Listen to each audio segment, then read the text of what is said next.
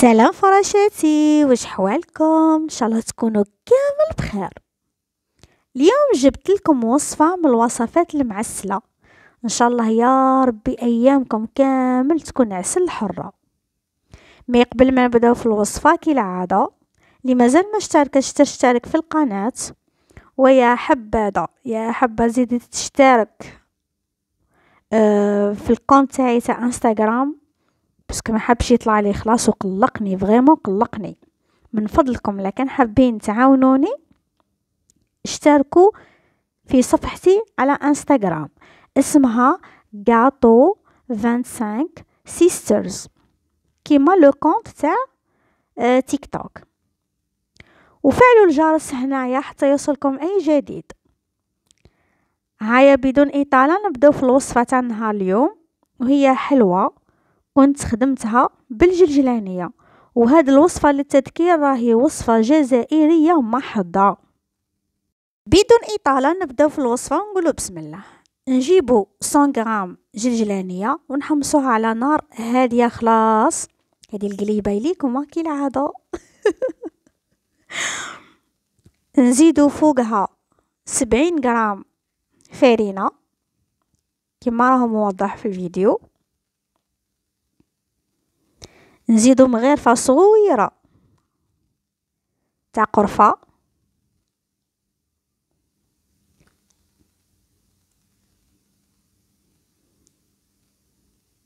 زوج مغارف زيت المائدة،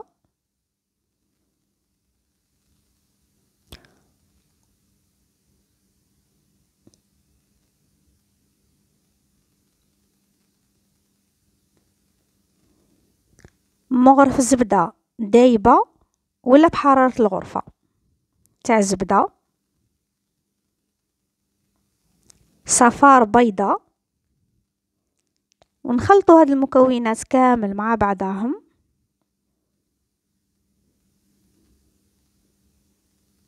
بهذه الطريقة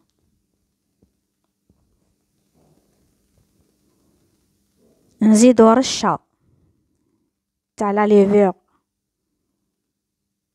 ولا رشة تاع خميرة الحلويات، ونلمو بما زهر حتى نتحصلوا على عجينة متجانسة. دوك تشوفوا لا تكستور تاعها. في النهاية ضيفوا ما زهر غير بشوية باه ما تغلبكمش العجينة وما تجيكمش جارية.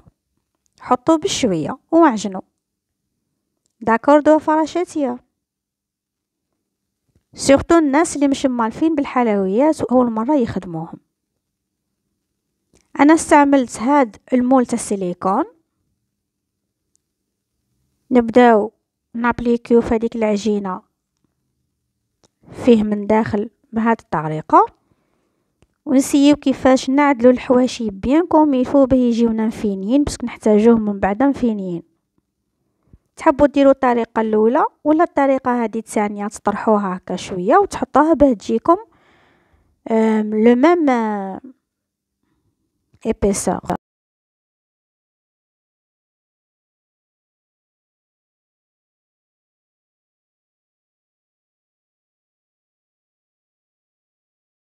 في هذا الوقت روحوا شعلوا على الفوق تاعكم على 180 درجة مئوية، ونحطوهم يطيبوا جيست 15 مينوت.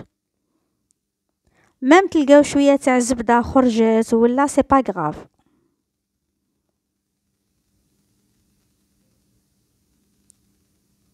وهادو بعد ما طابوا عندنا شوفوا كيفاش حكموا روحهم بيان. الغرض من ان نطيبوهم 15 مينوت جست باه يشدوا روحهم شويه برك، باه من بعد كي نقليوهم في الزيت نقليوهم شويه وخلاص. فوالا يتنحاو بكل سهوله. جاو بسم الله ما شاء الله كيما راه يوضح الفيديو. دوكا نحطوا الزيت يسخن، بعد ما يسخن نقصوا عليه خلاص ونحطوهم نزيدو نقليوهم شويه جيست ما نتحصلوا على هذيك لا كولور البيان دوغي. كي تقليهم راح تخرج لكم واحد الرغوه هكا في الزيت، حاجه عاديه. هذه من الفرينه للداخل. انا كاين حبات كي قليتهم جاو شويه زايدين في الطياب، هادوك اللي في الوسط نو، هادوك اللي في الحاشيه وي، لازم يجيو بيان دوغي. فوالا، وهما سخونين هكا كي تنحيهم من الزيت تحطوا لهم العسل بدون حتى اضافه، وخليوهم مده لاباس بها في العسل باه يتعسلوا بيان.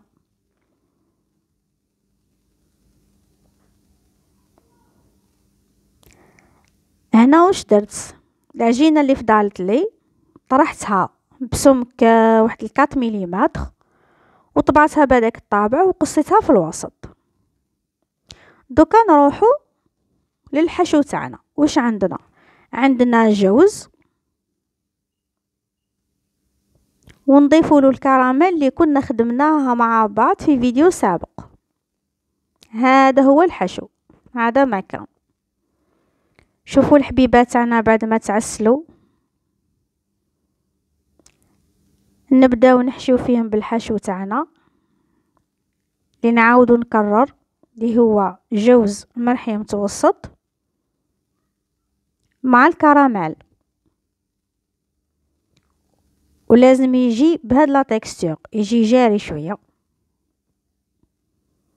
نبداو نعمرو في الحبيبات تاعنا بهاد الطريقه ونطاليوها بيان. ميم لا كان خرجوا الحبيبات تاعكم الحواشي تاعهم ماهمش قد تقدروا ديروهم في السياره برك، هم يجيو معاكم على مستوى واحد.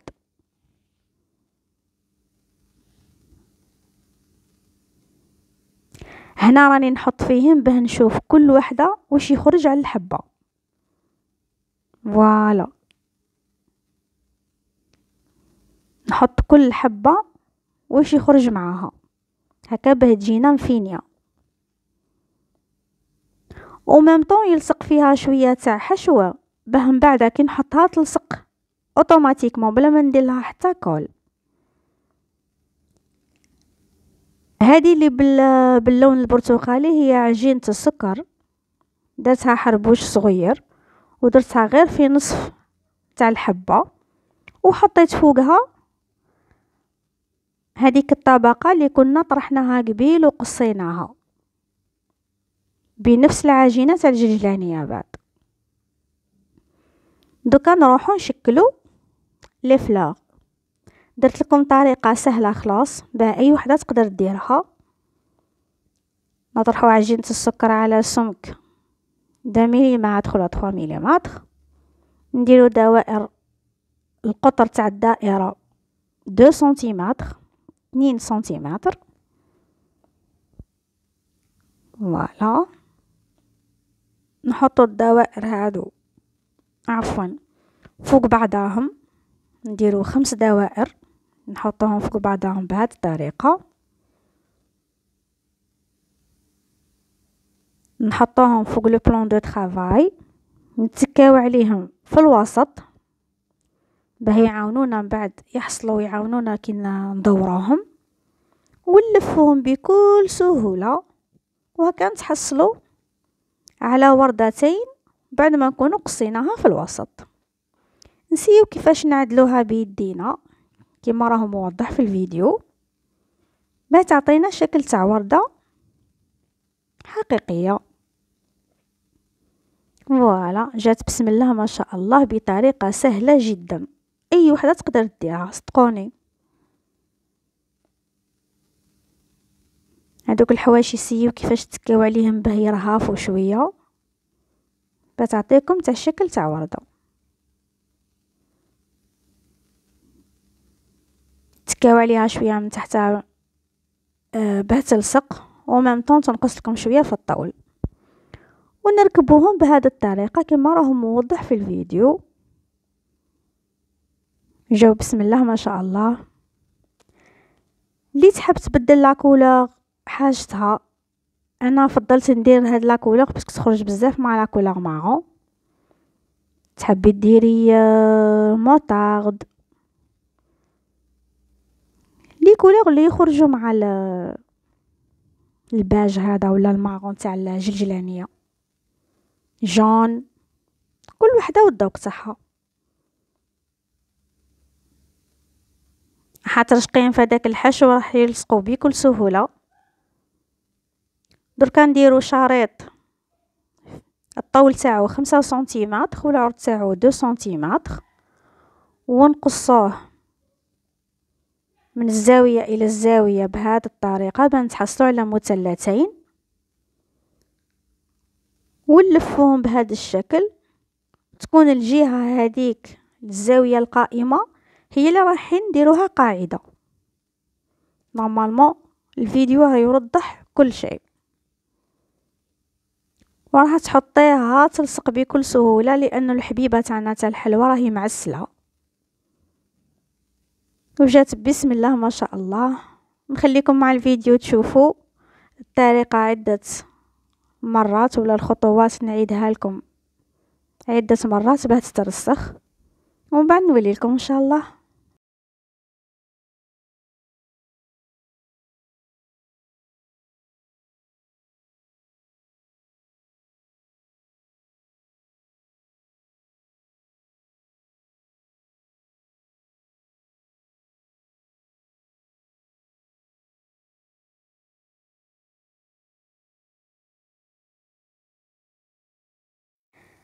أنا رجعت لكم فراشاتي.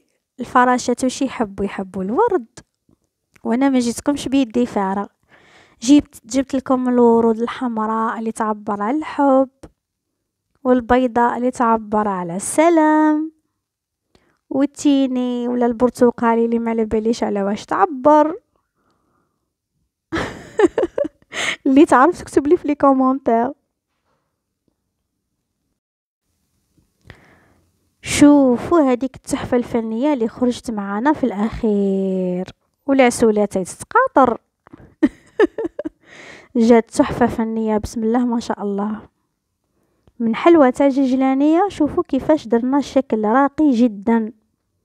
وهذه الوصفه نزيد نعاود نكرر، راهي وصفه جزائريه محضه. انا ماما ربي يرحمها كانت تديرها طول طون، ومتاكده من المعلومه هذه. ماشي معناتها وصفه كيما نديروهاش طول طون راح تتمحى وتتنسب الناس خلاف، نو، هذه وصفه جزائريه. الفرق بكري كانوا يديروها باشكال بسيطه جدا، وانا يا هنايا درتها بشكل عصري وراقي شويه. هذا ما كان.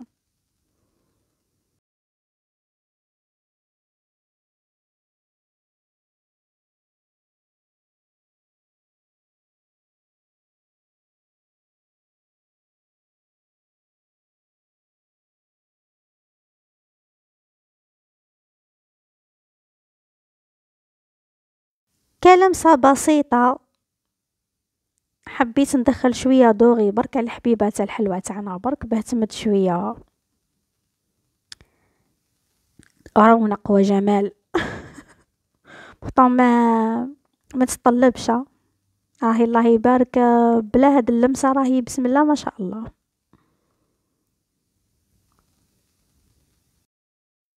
حبيت نعاود الطلب تاعي برك اللي كنت طلبته منكم في الديبيو تاع الفيديو.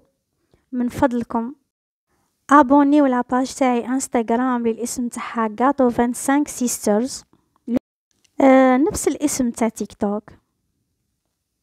وهكا نكونوا خلصنا الوصفه تاعنا تاع نهار اليوم. نقول لكم حتى نتلاقاو في فيديو جديد ووصفه جديده. ما تنساوش تفعلوا الجرس حتى يوصلكم اي جديد تاعي، وحتى نتلاقاو مره اخرى. نقول لكم سلام.